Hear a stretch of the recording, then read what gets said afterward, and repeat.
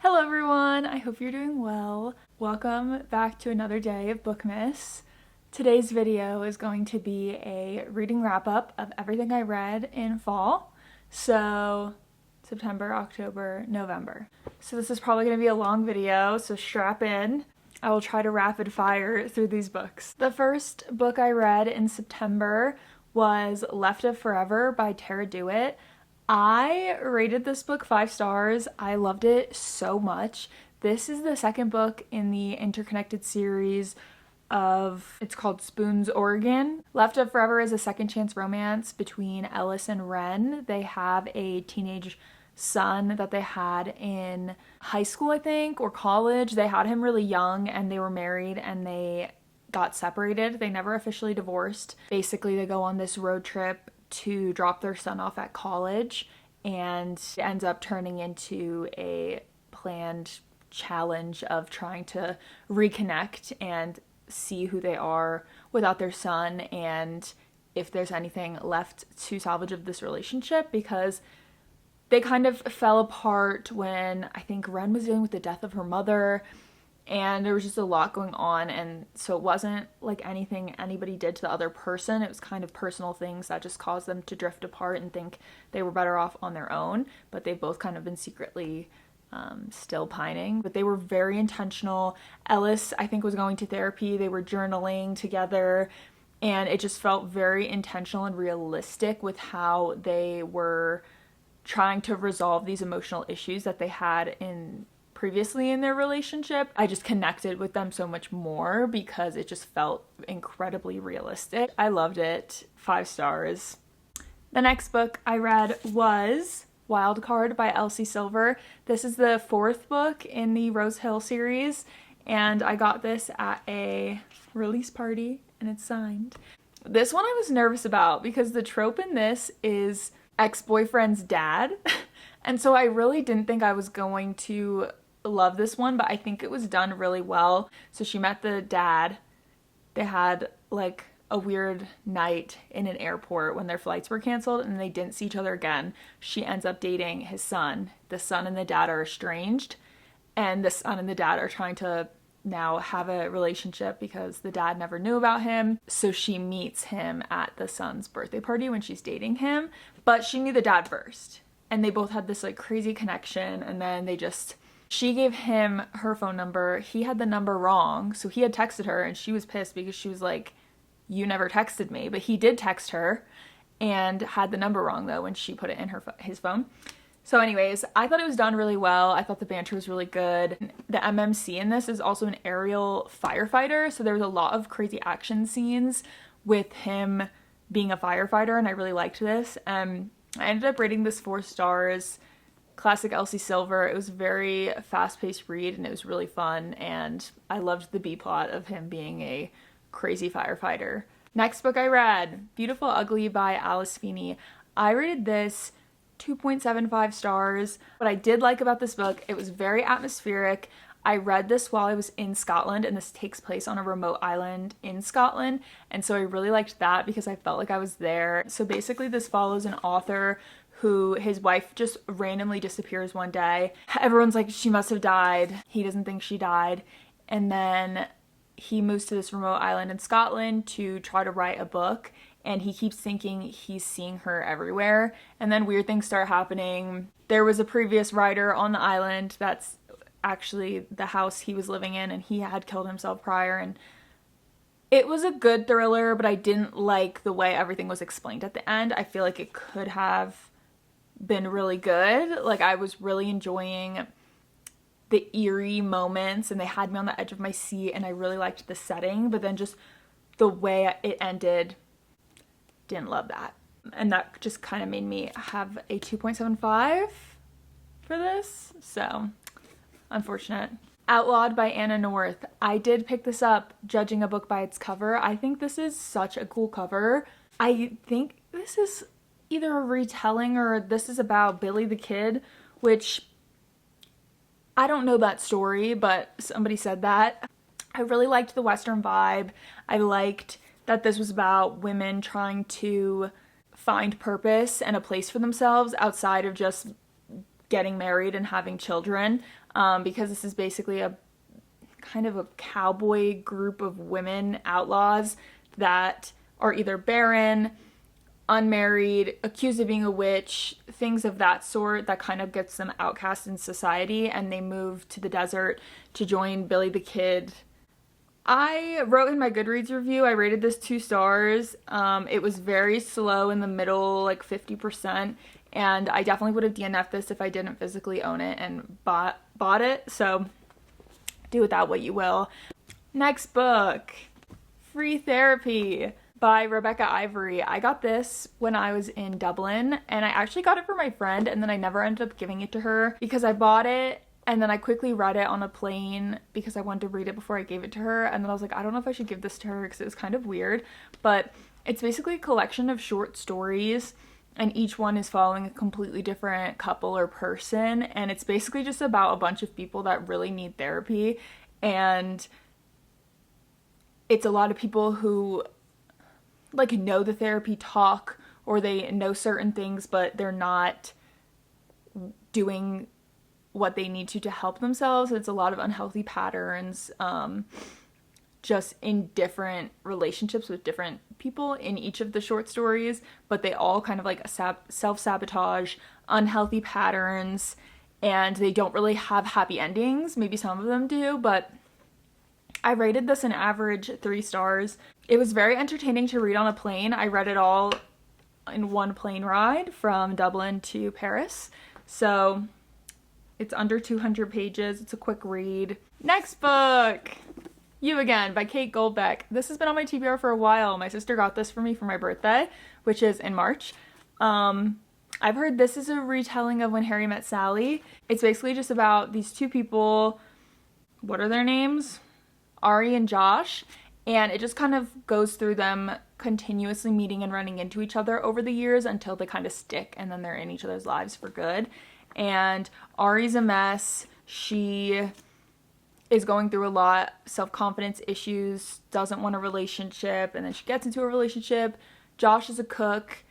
He has, I think, self-esteem issues, and I don't know, it ends up being a romance.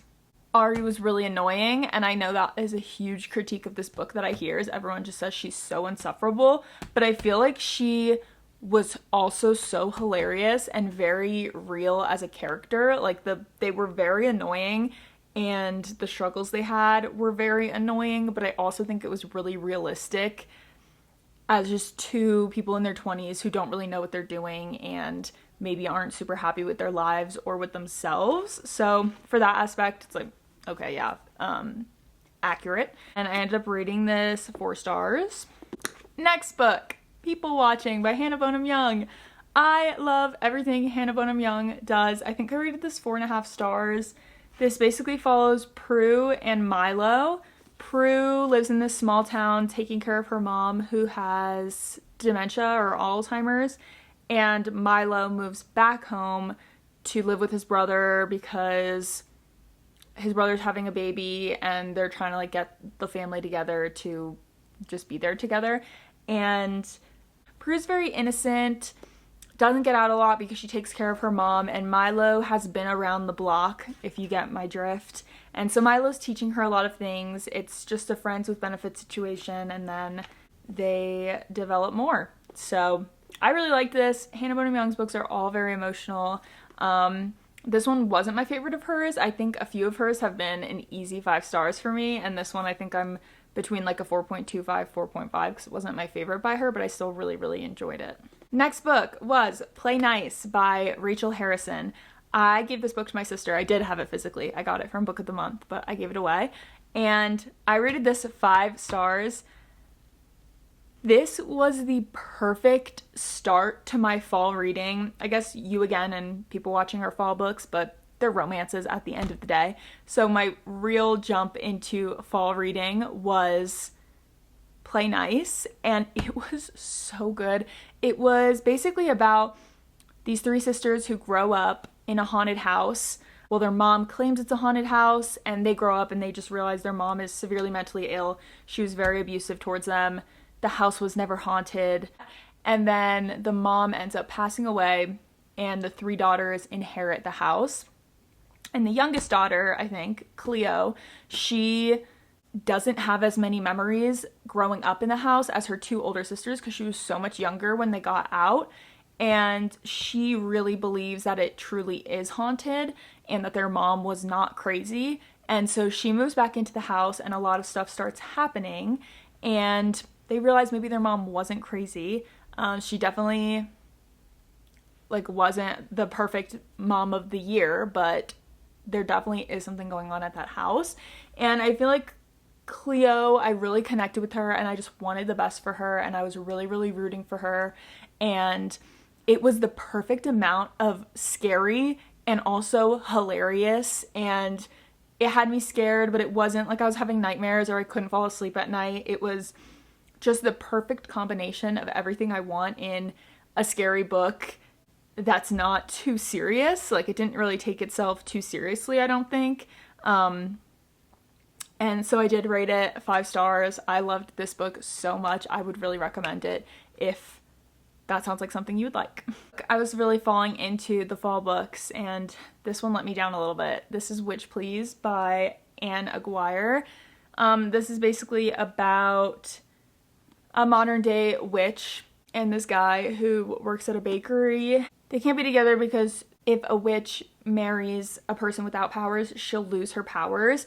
And so Danica and her cousin kind of make this pact that they will never be with somebody that doesn't have powers, and they kind of swore off relationships altogether. And then this guy is running a bakery and he really falls for Danica and they end up falling for each other. But he just gave me such an ick. I think I rated this 2.5 stars. He was just really pining for her and she was giving him nothing. And at some point it's like, you need to stand up and you need to know your worth and leave. She was like straight up telling him, I don't like you, I don't want anything to do with you. And she didn't really mean that, but like she wasn't outwardly showing like her 100% her words. She was saying, I don't want anything to do with this, I don't want you. She was going on dates with other people and he can't hear her inner monologue, so he doesn't know, but then he's just like, I need to win her back, I need to win her back. And I'm just, it was cringe. And then she ended up doing the big romantic gesture, but it wasn't even that big. And then he was just like, okay, yes, marriage, love you forever, right away. It's like, you need to make her work for it. Support women, but also if she's telling, like at some point no means no, and you need to leave her alone. Even if you think she doesn't mean it, she's saying it.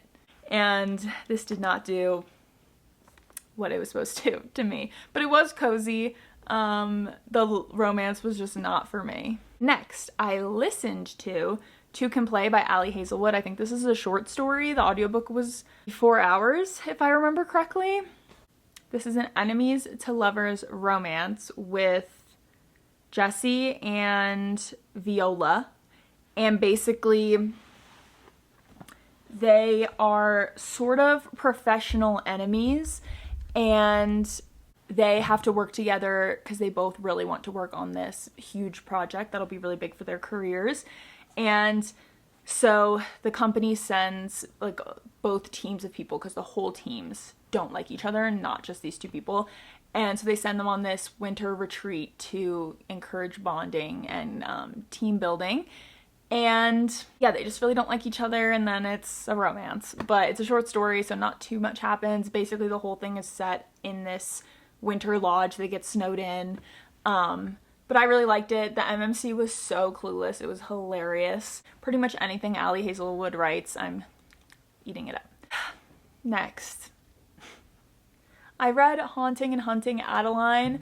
I did not think I would ever be here, you guys. I probably would have told you I'd never read these. It's cat and mouse, stalker romance. I don't know why I read them. I did read them in like a day. I binged them so fast, but it was just very gray area with consent. I know that some people are into that and I just could not get behind that. It's like when two people are having a moment, it's like, but you're holding a gun up to her. Like, is she really into this or are you holding a gun up to her? Basically, Adeline just gets a stalker and then she starts to like it. But I will say what I did like about these books. I rated them both 3 stars. I don't know why. But I really did like the B plot of them where the MMC thought crime related to child sex trafficking. So that was a huge plot, especially in book 2. I liked book 2 a lot more because that plot was a lot bigger, and they were more established in their relationship than in book 1. Book 1, it was very like, you're stalking her, you're chasing her, what's going on? And then in book 2, it's like, okay, we know she likes you. And then there's the whole child sex trafficking fighting crime B-plot, which I did really enjoy. I feel like it gave it almost like a mafia vibe, and I feel like it needed to have that to carry the story because the romance was not giving in either book. The Last Witch in Scotland by Philip Paris. I got this in, can you guess, Scotland. This is a fictionalized story about the real person, Janet Horne, which was the last person to ever be executed for witchcraft or accused of witchcraft in Scotland. And I really, really enjoyed this. And I rated this 4.25 stars. It was really emotional. I wish we got more at the end, because after she's executed for witchcraft, spoiler alert, that's what the whole book's about, it just kind of ends. But she has a daughter. This follows her and her daughter. Janet's husband had been killed in the fire, so it's just her and her daughter. And after the mom is executed, the daughter just kind of disappears. But I wish we got like an epilogue or just a little bit more information about the daughter. But if she were to have disappeared in real life, I guess that makes sense. But I just wish we got more with them, or like saw them a year down the line happy and like with a family and stuff like that. But I really enjoyed this. Next, I listened to Atmosphere by Taylor Jenkins Reid. Another 5 stars. I loved this so much. This basically is about the first women allowed in NASA and on the moon. So it takes place in the 70s or the 80s. The main character is also a gay woman, so that adds even more struggle to her character. And it was just so good. I was listening to the audiobook sobbing. It was crazy. I just really liked this, and I did not expect to have such a visceral reaction from the audiobook, because usually I don't. I can stay pretty detached when I'm listening versus reading, because, I don't know, I'm usually doing other things when I'm listening. But this was just amazing. Taylor Jenkins Reid, I feel like a lot of her books either hit the nail on the head and I love them, or I just don't like them. Like Malibu Rising, I DNF'd. But then Atmosphere, sobbing in the car. One True Loves, sobbing. She is such a good author. Speaking of good author, next book, Mate by Ali Hazelwood. 4.5 stars, iconic. This is the second book that comes after Bride. Bride was about a vampire and a werewolf. Mate is about a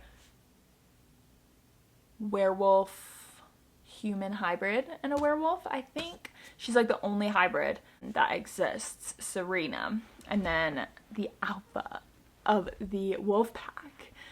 And it was so good. It was so good. I don't even know what to say. There were a little bit of some questionable things, because the whole time he just kept saying, like, what was his name? Cohen? He just kept saying, we're not human. We're not human. Because she would talk about things that they did, like just the wolves in general. And she's like, this is inhumane. He's like, we're not human. We're not human. But then what are they when they're not wolves? They're people. Like, biologically, what are you when you're not in wolf form? Because is that not a person? So I don't know. Don't think about that too hard. We're not here for a biology lesson. I'm here for werewolf, alpha, mates. The name is freaking Mate. But this was just so good. Next book, Red, White, and Royal Blue by Casey McQuiston. This is an MM romance between the first son of the United States and the Prince of England, Henry and Alex. So fun. So good. I read this and then I instantly went and watched the movie, which was also really good. Basically, they're sort of rivals, and then they cause too much chaos in the media, so they have to pretend to be best friends. So they start hanging out a lot, and then they start liking each other. I rated this 4 stars. Next book. You'll notice this is a trend. We were hitting all of our 5 stars pretty late in the year. Hazelthorn by C.J. Drews. This is my first botanical horror book I've ever read, and I have not stopped thinking about this since I put it down. It was so iconic and just so good. I don't know why I keep saying iconic. It's the word of the video. This follows 2 boys, Lori and Evander, and they were best friends when they were little. Evander went through a really traumatic near-death experience, and then Evander was being taken care of by Lori's grandfather, who is not Evander's grandfather. And basically, he has all these medical conditions, needs extensive surgeries, so his surrogate grandfather is taking care of him and then ends up passing away and leaves the entire Hazelthorn estate to Evander instead of Lori. And there's something wrong with the garden. It thirsts for blood, and we start to unravel the truth of Evander's near-death experience. He keeps having sort of flashbacks and PTSD about it, but he always thought that Lori was the one who tried to kill him. It didn't happen exactly the way that he remembers, so we're kind of learning with him as well as trying to figure out what's going on with the garden now, and it all ties together. Very spooky, very atmospheric. I really liked this, and there also is romantic undertones between Lori and Evander. We get like a little romance, but I wouldn't even call it a B plot because it's so little and it happens at like 1 or 2 pages in the entire book, but there definitely is a vibe, and you'll probably pick up on it pretty early in the book, but it doesn't really come to fruition. There's a lot of other stuff going on. The Golden Gate by Amy Chua. I rated this 3 stars. This is your classic murder mystery. It follows the homicide detective. Basically this, I think, presidential elect gets murdered, and so he's trying to figure out who murdered him. And it also sort of ties into a murder that happened a long time ago with these 3 girls who are being interviewed for this murder. And so you're getting a lot of flashbacks, and it also is in the time right after Pearl Harbor, I think. So there's also a huge plot point of racism against Japanese and Japanese Americans. So that's a really big thing, and you see that a lot as they're interviewing people for these crimes, and just the different rules and the different current events that were going on. So that was pretty interesting. So I don't think I've read something specifically about this time period and about that topic. So that was pretty cool to read. Yeah, it was a classic murder mystery. You kind of knew, like, the person that did it was not a surprise to me because you kind of had it narrowed down to 1 or 2 suspects really early on. And then you're just kind of like, well, who did it? But they both have really good reason to do it. So then when it ends up being one of those people, it's like, okay, well, we knew that. Like, I don't know. It was good. Nothing to write home about, but I did enjoy it. Next, Finding Grace by Loretta Rothschild. I did read this in my first trying to finish my fall TBR video, part 1. I rated this 4 stars, maybe 4.25. Well, it starts with Tom and Honor, and they have 1 daughter. They're trying really hard for a second, and Honor and their daughter end up passing away. And then this is basically about Tom living his life with his new baby because they were having a child via surrogate when Honor passed away. And things get a little weird with Tom and the egg donor. Medically, morally questionable.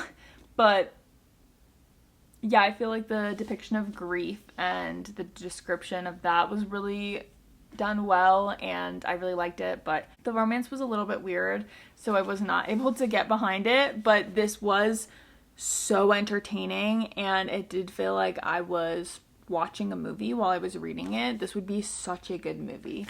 Next, I listened to Morbidly Yours by Ivy Fairbanks, and I just rated this 3 stars. This book takes place in Galway, I believe, in Ireland. I really liked that the narrator was Irish. And this is basically a romance between this guy that runs a funeral home and this girl from America who is running away from her past because she was married and her husband died pretty tragically. so she's trying to just move on and continue her life. And they're neighbors. I don't really remember too much from this, but it was pretty neutral, chill, fun. These next few are in videos, so I'm not going to talk about these too much. When the Tides Held the Moon, another romance. I'm in a phase. This is by Vanessa Vita Kelly. I rated this 4 stars. Basically, the two male main characters are Benny, who is a Puerto Rican immigrant in New York in the 1910s, and he's trying to make it. Everybody's racist. Everybody treats him really poorly, and he just wants a job. He's an orphan, and he's just trying to kind of make it work. And then Rio is a merman, and he is captured by Benny on accident. Benny kind of gets roped into this. And he is captured for a sideshow as like the new attraction.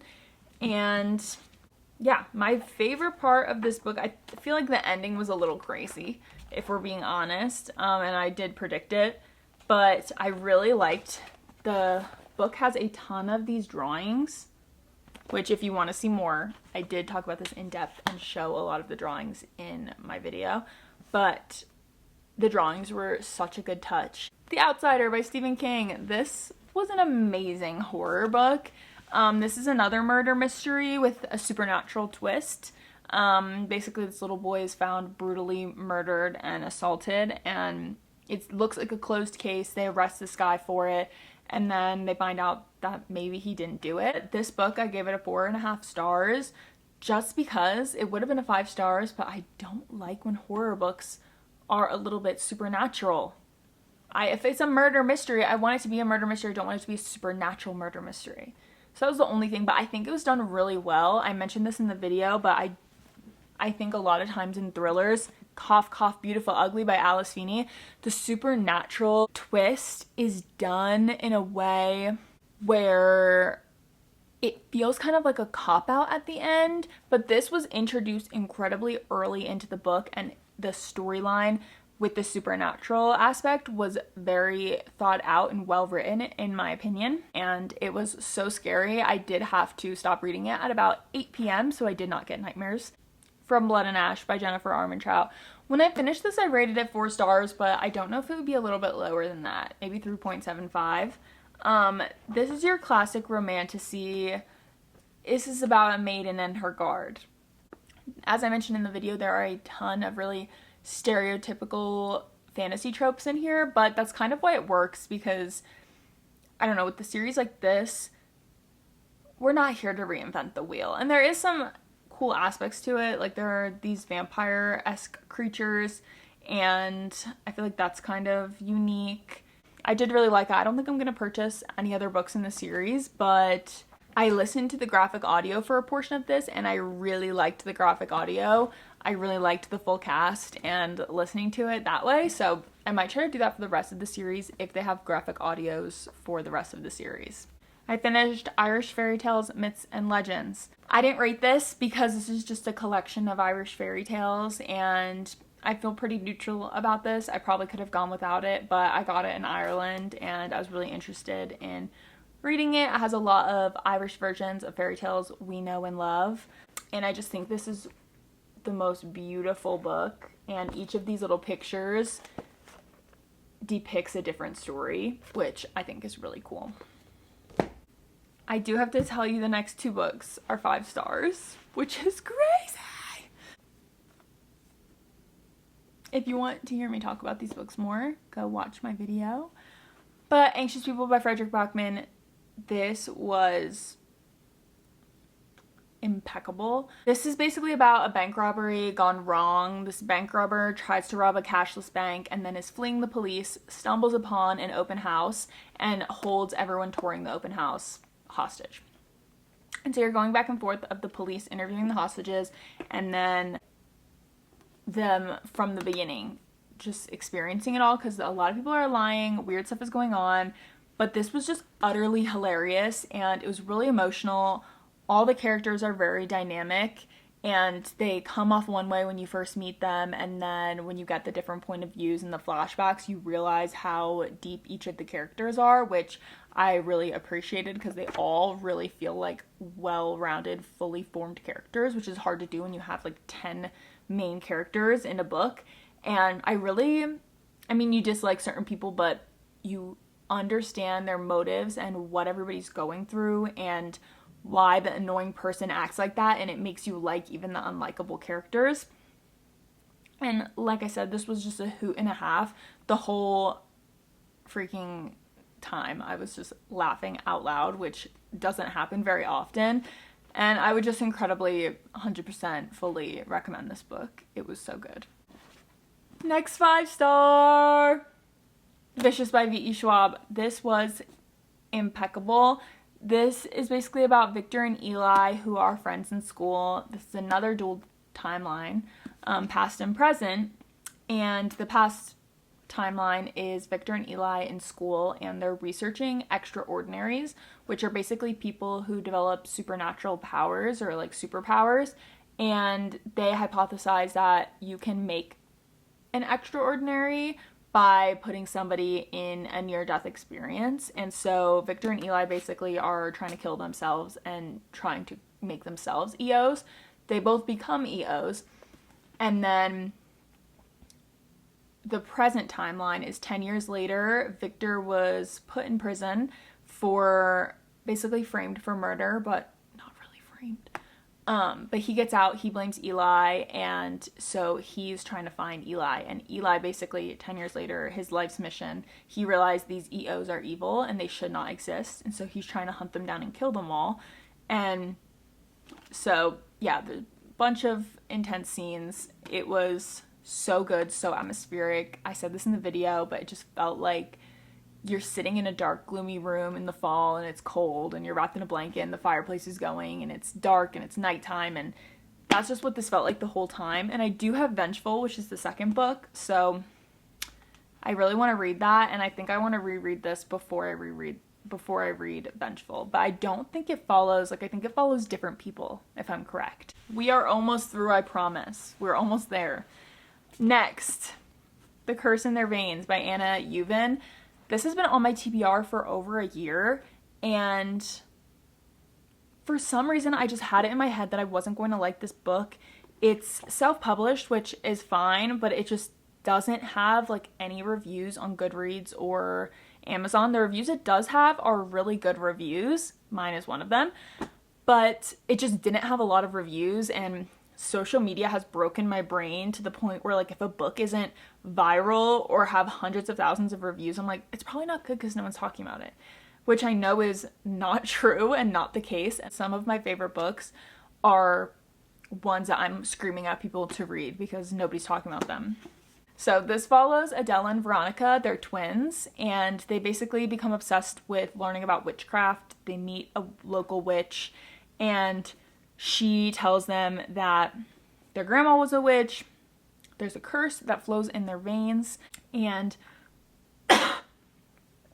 it is going to affect Veronica, and it could kill her if it's not defeated. So Adele and Veronica are basically trying to break this curse. I will say, it says on the back that Anna is a Romanian therapist and psychologist, and I think that really shines through in this book because you have these evil characters and just these people doing evil things, and similar to Anxious People, where you have so much empathy for even the evil people and the people hurting other people, and I just really, really liked that, and I liked how everybody felt so well-rounded, and the twins weren't too similar or too different. I feel like sometimes when there's two twins, they either try to make them polar opposite different people or they're like almost the same person, and this was just a really good mix where you could see their similarities, but they were obviously very different, and obviously one is cursed.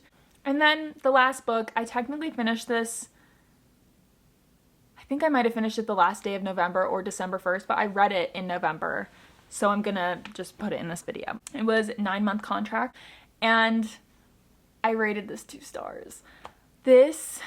The guy gave me the ick. He was so caveman protective.